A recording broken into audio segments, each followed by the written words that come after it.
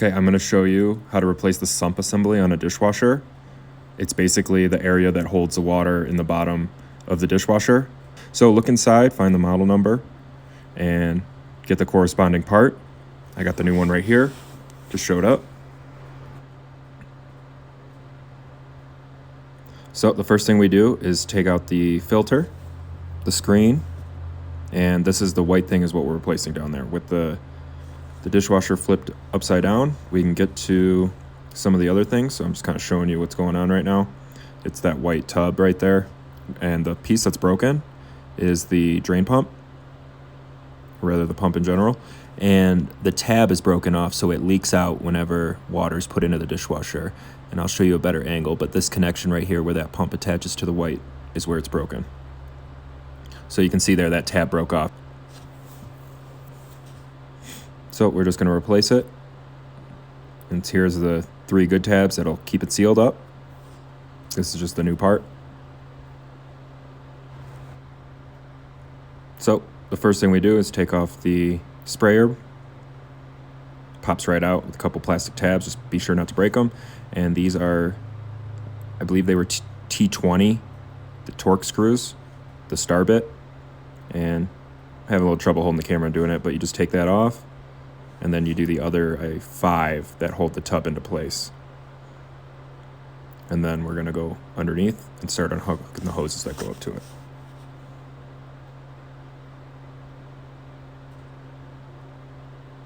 And there's the torque spit screws. And once those are all removed, it kind of falls down a little bit. But it's still kind of held in with the other hoses. So with it upside down and the pump off, we're going to start disconnecting some other things.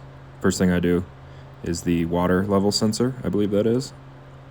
Just a couple Phillips head screws and it pops right out. Just keep it safe to the side.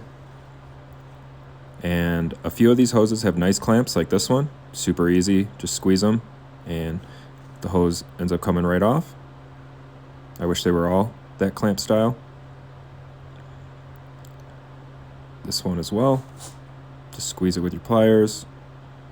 Sorry about the camera angle, but the hose comes right off.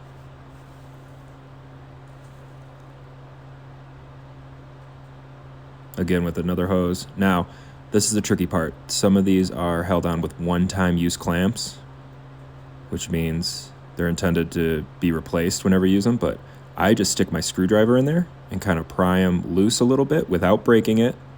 Very gentle. And it just gives it a little more room to move. I just rotate my thin screwdriver a little bit and it frees it up enough. You can take it off and it slides right off, and we're going to end up reusing it, so be careful.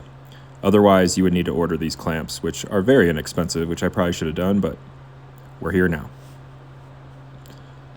So with all those one-time use clamps off and disconnected, the last thing we do is these little rubber grommets, and they just slide right in. Kind of keeps the whole assembly together, and it's free. So keep that to the side because we might need to reuse the clamps if we end up breaking one. And I want to take this moment, if you like this video, please hit the like button and subscribe to the channel. And if you could please consider donating, there's a PayPal link in the video description. Okay, so we're going to just work backwards, and we're going to install the new one in the opposite order that we took it off. So you got to attach these clamps, and I barely loosened them, so they're still structurally there, and you can see that one's already clamped back down, and we're just going to tighten it back up. So that's how I reuse these clamps.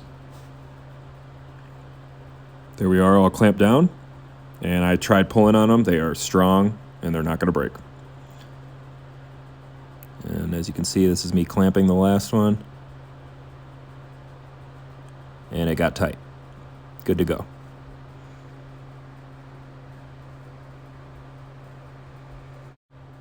Just be sure to hook up all the hoses because you're going to be frustrated if you fill it with water and everything's not hooked up correctly. So the last thing we do is just hook up these easy hoses with the clamps. Oh, and also the water level sensor. We need to get that back in. Be sure not to over tighten that because I could see that breaking, but just get it in there nice and snug, and then finish with the final clamping hoses.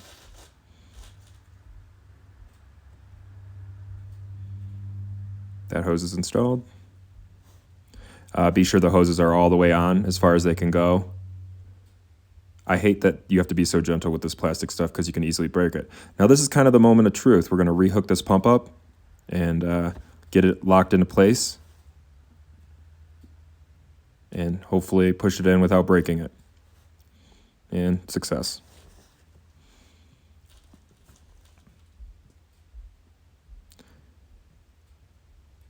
All right, it would appear that everything's all hooked up. So what we got to do is go back inside the dishwasher and secure that sump assembly to the tub, to the entire dishwasher. So we're back here, and just find the corner that's closest to you and just pull it up a little bit and get that T20 Torx screwdriver and start screwing them all in. So you can see the 5 sump screws are in and that sprayer holder is on there.